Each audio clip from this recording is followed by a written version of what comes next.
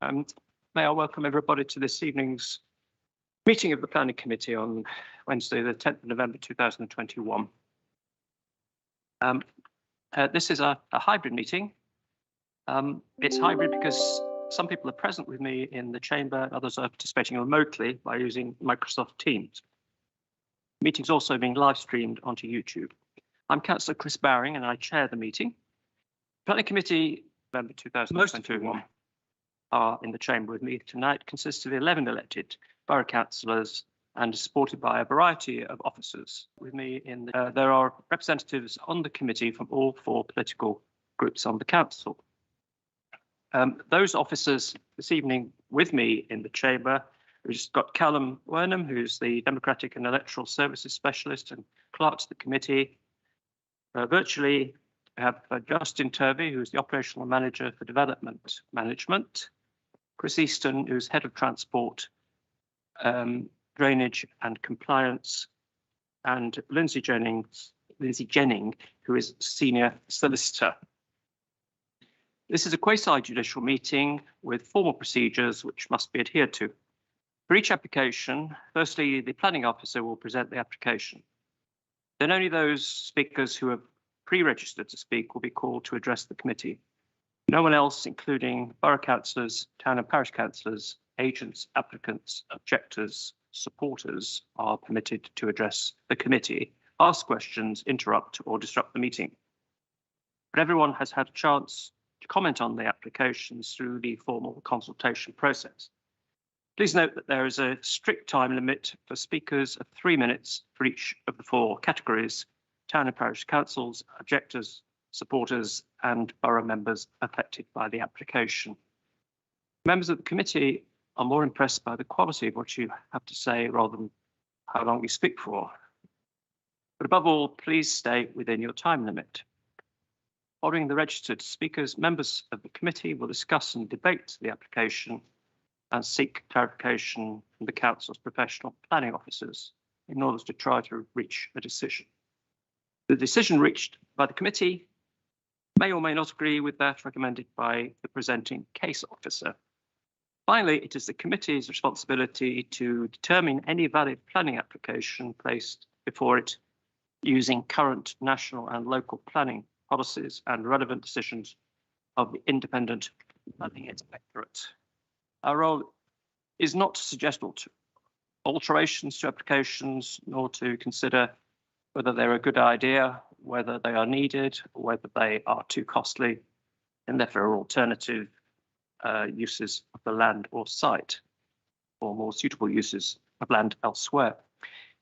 If you are joining us remotely, please ensure your camera is switched on only when you are speaking, and for everyone, please make sure your microphone is switched on when speaking and off at other times.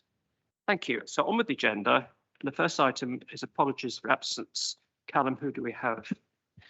Thank you, Chairman. We've received apologies from councillors Gary Cowan, Cole Duran, Bill Sohn, Andrew McAbur and Sam Akhtar. Thank you. Members, minutes of the previous meeting on page 5. Will anyone wish to raise anything? See no one indicating. Thank you. I'll sign the minutes. Here they are.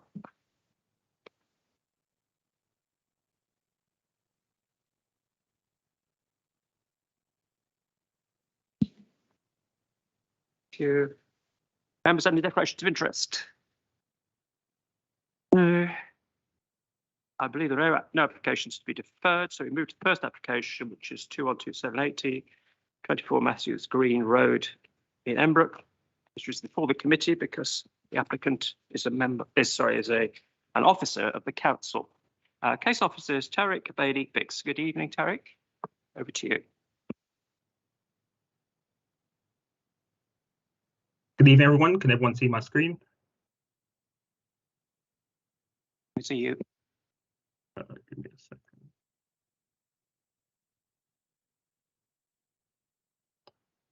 There we go. Okay. Good evening, everyone. This application relates to the proposed erection of a rear balcony at number 24 Matthews Green Road in Wokingham.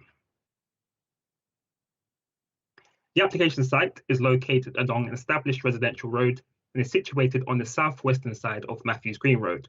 Here's a block plan which shows the position of the proposed balcony. Here's the existing and proposed rear elevation. You will note that the first floor windows will be replaced with a set of French doors to serve the balcony. The supporting pillars of the balcony will be composed of concrete. The base of the balcony will be composed of fiberglass, and the front barrier or parapet will be made up of wooden panels that would be opaque. Here's the existing side and proposed side elevation. The balcony would project 2.5 meters from the rear of the property and would feature an obscured privacy glass with frosted glazing that would be 1.5 meters high and would taper down to 1.2 meters towards the rear of the property. Here's the existing and proposed floor plan, highlighting that the privacy glass will be installed on both sides of the balcony. The occupiers of number 22, which is the neighbouring property southeast of the application site, have objected to the scheme on the grounds that the balcony would overlook the rear patio area of the garden and the ground floor windows on the side elevation, which serve habitable rooms. As can be seen from this photo, which was taken from the first floor rear window of the host property, this window currently offers clear views into the rear patio area of number 22. Here's the current overlooking situation between the application site and number 26. No objections were received from this property, but due to the slight stagger in the building line, the balcony could offer oblique and angled views into the rear patio area of this property if the privacy glass was not installed. So the obscured privacy glass, which will be positioned on both sides of the balcony, would mitigate any adverse overlooking impacts between both neighbouring properties and would screen the current view into the rear patio area and side windows of number 22. The occupiers of number 22 also stated that the balcony would have an overbearing impact on their property, but as can be seen from the block plan below, the balcony would maintain ample separation distance from the side boundary, approximately 4.8 meters, which complies with the Borough Design Guide. Therefore, there would be no overbearing or loss of light concerns. Here is the rear elevation of the property. As the proposal would not be visible from the street scene, it would not adversely impact the character of the area. Here's the southeast view towards number 22 Matthews Green Road. Here's the northwest view towards number 26. Here's the rear garden area of the property. The property benefits from a fairly deep plot with a depth of approximately 61.5 meters. Therefore, there will be no back-to-back overlooking concerns. Here's the view from the rear garden of the application site towards number 22. And here's the view towards number 26. In summary, the proposed rear balcony would not adversely impact the character of the area. The proposal would not have any adverse overlooking impacts to any of the surrounding properties, and there would be no loss of light or overbearing concerns. Subsequently, the scheme is recommended for conditional approval, subject to the installation of the obscured privacy glass as depicted on the plans, which will be positioned on both sides of the balcony. Thank you. Thank you, Tarek. We have one speaker, John Gallagher. Good evening, Mr. Gallagher. Hi, good evening. Can you hear me? Yes, we can. Okay, thank you. Very good. So my comment is directly relating to what Tariq has just said. I think the photo you've just been shown is quite misleading because that is not the current view out the window. That's literally his hand sticking out the window taking a photo. So we do believe that there is definitely a new overlooking issue that is not there at the moment. In our letter, we requested a planning officer to come to the house so they could see out the window. But no one from Councillor contacted us and no one's visited the property, so I don't believe they understand the full extent of this. As a result of our letter, it looks like there was an amendment to the plan, which included the 1.8 metre high glass wall. So just paraphrasing from the report, the revised scheme includes a glass balustrade, 1.8 metres high, obscure glaze to prevent any direct views into the garden patio area and ground floor of 22 Matthews Green Road. So it seems there was an amendment and the planning office did agree that there was an overlooking issue. But the text in item 7 doesn't really represent the plan because it's not 1.8 meters high across the width of the patio. It's 1.8 meters high at the building, and then it drops down to 1.2 meters high, which is basically waist height. So you know, we don't really see any benefit of all of having having obscure glass at waist height. We don't believe that at all addresses the issue. So I would like to propose either two things: either the decision on this application is deferred until the planning officer come and see the house and actually see the extent of the issue, or alternatively, the 1.8 meter high obscure glass is just carried across the full width of the balcony, and that I believe would address our overlooking issue. So I'd ask you to, please consider those two alternatives. Thank you, Mr. Gallagher. Members, do we have anything to say? I don't see any hands doing it. Stephen. Thank you, Chairman. Just following up on Mr. Gallagher's concerns about overlooking. I understand Tarek, if I understood Tarek correctly, he was, I think, saying that in his judgment, the installation of these obscure glazed privacy panels would actually reduce the extent of overlooking. Can you just, could we ask Tarek just to confirm that that's his sense of the situation? Yes, Tarek. Yes, so from the outlook of the current window, if you were to look from the rear bedroom window on the first floor, you can see directly into the patio area. But by virtue of the screening that would be positioned there, if the proposal was to be approved, you wouldn't be able to see into the rear garden area of number 22. You would actually actively have to walk out onto the balcony and look over to see into the rear garden area. What we're saying in determining this is that with normal behaviour, how you would normally use the area, that there shouldn't be any overlooking.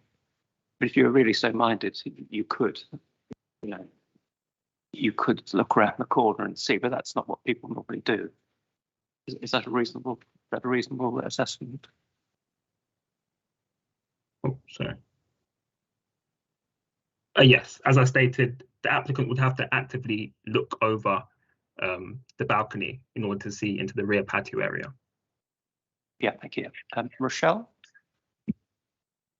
Would there be any problem with extending it to 1.8 meters all the way along so it would give the neighbor a little bit more privacy? It doesn't look like it would make much of a difference. And 0.6 of a meter, that's not very much, but if we extended it all the way to the end, that would give them a little bit more privacy. I wonder if that would be possible. Well, we're here to determine the application in front of us. Based on the neighbors' complaints about overlooking, that's all. Any other members wish to comment on that? If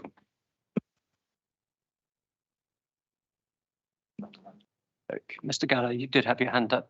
Was there something you wanted to add? Sorry, thank you. Just to be very clear, the issue we have is not with overlooking the back patio. That's already overlooked at the moment, so that's not a new issue. The issue is the balcony would look directly into our house.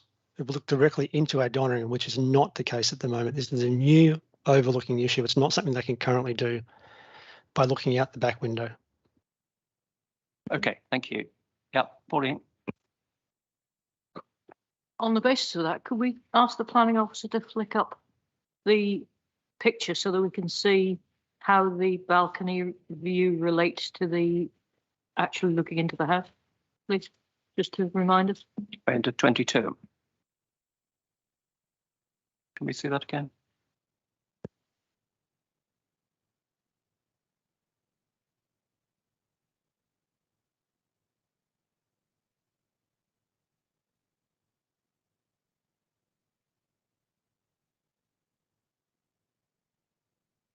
So here's the current overlooking situation. You can see into the rear patio area and the ground floor window, which serves a habitable room.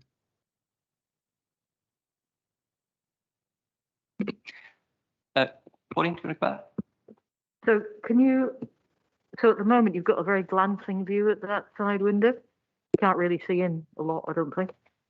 With the view from the balcony, would you then have to, if you were looking into that window, would you have the higher piece of the obscured glass in between you and the window, or would it be the lower piece?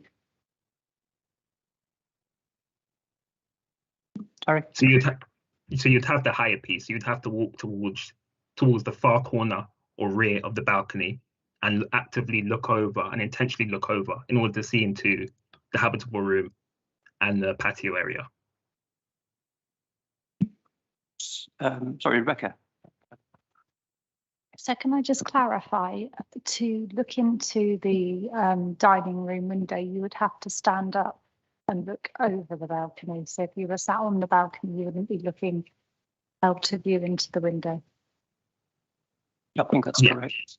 Yeah, so if you were sitting anywhere on the balcony, as the balcony goes up to 1.2 meters, you wouldn't be able to see into the patio area or the room. Stephen. Well, it's now clear that the issue of concern is not the patio area, but the views into the dining room, and it looks to me that it would be quite difficult to actually see in without making a conscious effort to lean over the balcony to look that way. And I think we have provided, or the opposite has secured through conditioning, the protection through that 1.8 meter side panels. I think that does address the problem as best it can be addressed. Thank you, Stephen.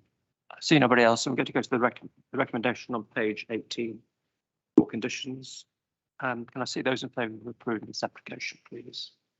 And that's 4.1. Any against? Abstaining? Rochelle abstaining. Everyone else in favour, so that's 5-1. Sorry, 5 in favour, 1 abstention. Thank you very much. So, thank you. So move on to the second application, which is 5 Sycamore Close in Woodley, which has been listed by Councillor Chang on page 31 of the agenda. And is it Mark Croucher? I think we have 2 officers on this one. Mark, you're going to present? That's right, Chairman. I'll just upload my presentation.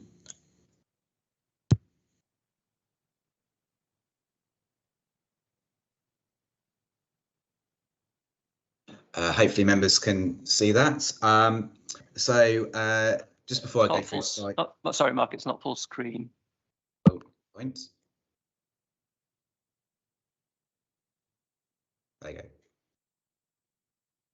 That's it. Thank you. Yeah, before I get into the presentation, just to quickly point out that it is part retrospective, and you'll see that from the photos that the pillars have already been erected, and work ceased, I believe, from recommendations from council officers to stop until planning permission is required.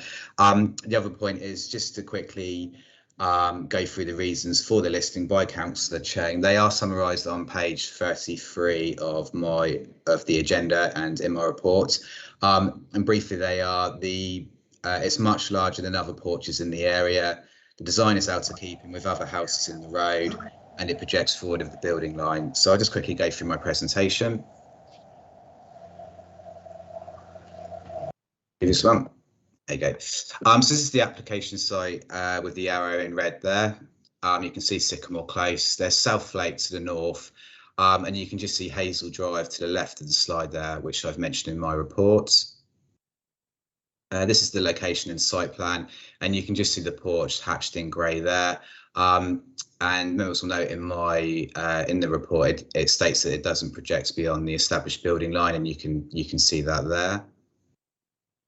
This is the existing and proposed front elevation, and you can just see the porch on the bottom slide there. I've got some more detailed slides of that because it's probably quite small to see. This is the side elevation, so you can see the existing and proposed, just so you can see how much it projects out from the front. And this is a floor plan. So you can see there's a small, the bottom picture, you can see there's a small new part of enclosure there. And also the canopy of the porch projects out from the front elevation. This is a more detailed slide of the design of the porch. So you can see some neoclassical style pillars there. And you can see the matching brickwork for the enclosed bits as well. Moving on to some photos, you can see the pillars that have been erected there, and you can sort of see some minor demolition as well that's occurred. And the picture to the bottom is a neighbouring property, and just to sort of point out that there are other porches and front projections in the street, and actually a property without a porch or front projection is actually the outlier when you look at the street scene, which I'll show you in a moment. This just shows the street more generally, and as you can see, the properties have all got sort of slight front projections. This is a bit more of a street scene panoramic. You can see the application property on the left of the slide, and it just gives sort of an overview of the Sycamore Close and the general character and appearance. These are some other porches in Sycamore Close, just to point out. So you can sort of see the one in the top left is a lean-to style front projection, and it looks like this was built with the house. So it is sort of a characteristic that's built in with some of the properties. Moving on to the top right, you can see like a gable fronted porch and some open flat roof porches. Bottom left, again, you can see some flat roofed enclosed porches. And bottom right, again, you can see a lean-to style one there. Just to clarify, the point isn't that there's other porches in the area, so this application is okay. It's merely just to highlight, I think, some of the things that were brought out in the objections, that there's sort of no front projections in the area, which wasn't the case when I went out on site. And this is Hazel Drive, which is the neighbouring road, and you can see some sort of neoclassical style sort of pillars on these. Again, the point isn't that.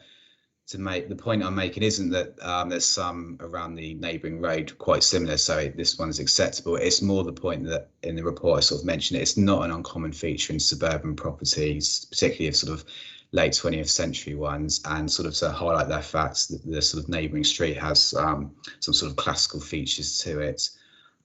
So to conclude, Chairman, the application is recommended for approval for the reasons set out in the officer's report and subject to the conditions. I'll be happy to answer any further questions. Hand back the screen.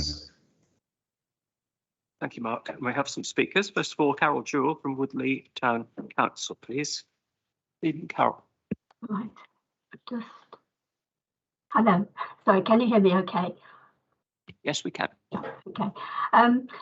I'm representing Woodley Town Council, as you said, and we looked at this application and are opposed to part of it. It's not so much the porch, it's the design of it, that in fact, in particular, the pillars. The Town Council felt that they were out of character with the street scene and out of keeping with neighbouring properties. We considered the Woking Borough Design Guide to see what the guidelines in there were about design. Page 55 of the Borough Design Guide talks about alterations and extensions, and it says that they should be well designed, respond positively to the original building, contribute positively to the local character, and relate well to neighbouring properties. Alterations and extensions should respond positively to the context, maintaining or enhancing the street scene and local character. Any alterations or extensions that is visible from the street should not unbalance the rhythm of the frontage. Page 57 states the overriding consideration in all cases will be the impact on the street scene and local character. So I think you understand what I'm getting at here, that the design guide is placing quite an emphasis on the street scene, which is what we are concerned about. And again, it's not the porch per se, it's the design of it. Residential design checklist on page 58 asks two questions that relate to this. Do the proposals contribute positively and appropriately towards the local character? And two, do they relate well to their context, including both the existing site and neighbouring properties? In terms of the local character and the context, I'd like to point out that Southlake, which you saw in the photograph, is a designated site of urban landscape value, an SLV, which means it's classified as an important and ecological resource that is well used and valued for informal recreation. The applicant's house is adjacent to the lake footpath around the lake. And in view of that, I think particular care should be taken. Thank you very much. Thank you very much. And now we have Shashi Khan Thalibil and Taryn Singh, who are the architect and the applicant. You have 3 minutes between the two of you, please. Good evening to you both. Okay, thank you, sir. Yeah, main thing is like a lot of objection we have seen that on that day, but for such a mass, what we thought is like we just wanted to emphasize the entrance because at present that was missing in this property, and we went around. Then we thought, okay, let's go for it. Based on that, then only thing is we didn't realize that it's crossing more than 4 square meters. So it is still under 6 square meters, and it is not any conservation area, and as objected by many. That is one of the highlight, and we just wanted a main thing is that is the main context. Apart from that, I don't think so we have any issues based on like straight context. There are so many variations in that area. We went around, we took a lot of photos. Based on that, we came to this conclusion. And and these are some of my points when we designed this project. And that is the reason otherwise we would have had more than 8-9 square meters porch. We just wanted to have a proper entrance facade, and that's it. That's the main reason. And I have not seen such a lot of complaints on this project, and and planners should recommend on that basis. Yeah, that is what my advice is. Hello, good evening, everyone. I would like to add one more point is that the porch and the pillars, the overall size is, it's a very small impact on the overall size of the property. The property is quite wide, and if you look at it, it's more than I think 20 meters, and the porch and pillars are quite small, and these porch and pillar are still smaller than the other porches in the area. And the property is not in the conservation area as such. It is next to the conservation area, but it's not in the conservation area. Thank you. Thank you very much. Lastly, Jenny Chang, Councillor Jenny Chang can't be here tonight. She has sent in a statement, which I'm going to ask the Vice Chairman to read out, and I think we have a slideshow as well. Is that it? So Angus, would you like to go ahead? Thank you. Thank you, Chairman. Yes, I'm reading this on behalf of Councillor Chang. It is entirely her words and not necessarily any views that I have. So I'm quoting her letter. I'm opposed to this planning application for the following reasons. Sycamore Close has a different character according to which section you're looking at. Numbers 5 to 8 have one character. Numbers 1 to 4 opposite have another character. Numbers 13 to 16 to make up one side of the rectangle. And 9 to 12 are an extension to 13 to 16, but away from the road. And these 8 houses having yet a different character. Numbers 17 to 20 cannot be seen from the section in which you find number 5.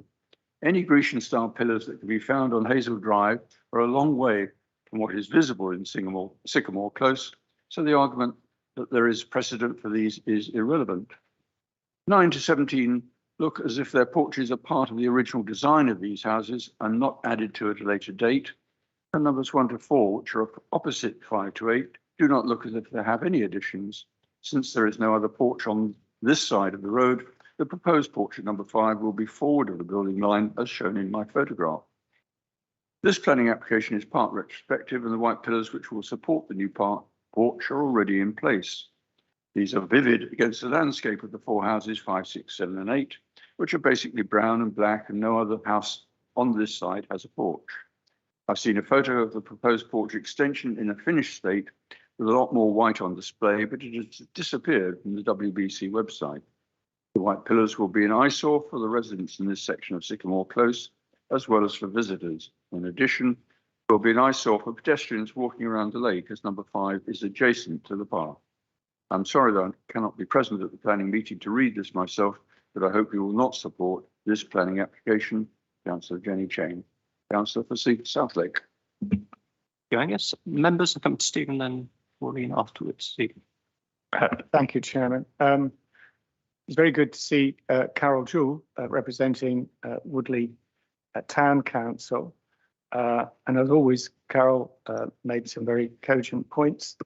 I should say that I've learned a good deal of what I know about planning from serving with Carol many years ago and Angus on a planning committee at Wokingham. Carol's emphasis was on the design guide, and I think that's a legitimate point that she was making about some tensions between what's being proposed here and the design guide. But of course, we do have to think about planning policies in general, and I think we'd have to identify demonstrable harm to be able to refuse this application. And I'm afraid everything I've heard doesn't add up to a case for demonstrable harm in my mind. So as things are, I'm inclined to support the officer recommendation. Thank you. Stephen. Pauline. Thank you, Chairman. I've got a question for Mark. Looking at the what's called a sketch on page 45, it doesn't seem to bear very much relationship to either what's been built or what's in the plans. So I'm just wondering what's intended. Is it as per the sketch, or is it as per what's been built and what seems to be in the plans? We've got a discrepancy in that one's got square pillars, one's got round pillars. We've got brick steps on the sketch, which don't seem to be in the plans. And I'm just a bit confused about what's being proposed. Thank you, Councillor. Is the sketch the photograph you're referring to in the detailed plan? Yeah, it's labelled sketch. Yeah, I think there's been, unfortunately, some confusion about that. That isn't part of the approval. That, I think the intention of that was just to show how a similar porch would look. What members will be approving is what's in the plans and not what's in the photograph. So just to clarify, Mark, no steps, round pillars, and doesn't look anything like the picture. It will be entirely what's on the approved plan. So in that detailed drawing, the plans next to it will be what members are approving. So no steps, no brickwork. I haven't got the plan in front of me. I can't remember if there was a step or not. But if you just I can't see one. But if there's not one in the plans, then there won't be one proposed. No. Okay, thank you. See nobody else indicating to speak, so we'll go to the recommendation on page 31. So those in favour of approving the application, please show. That is unanimous. Thank you, members. That was the last application. We have a few things on the supplementary planning agenda. If you remember, we deferred 160 Reading Road in Wokingham. It's like to be another application coming in. So we go on the site visit when we have the final application. I hope members are happy with that. And then we have two applications which we've approved and have also been approved or haven't been called in by the Secretary of State. And then we have 3 appeal decisions, all of which have been dismissed. Again, congratulations to our planning enforcement officers for that. I think that brings us to the end of the meeting. So very quick meeting today. Very 7:30. Thank you very much and good night.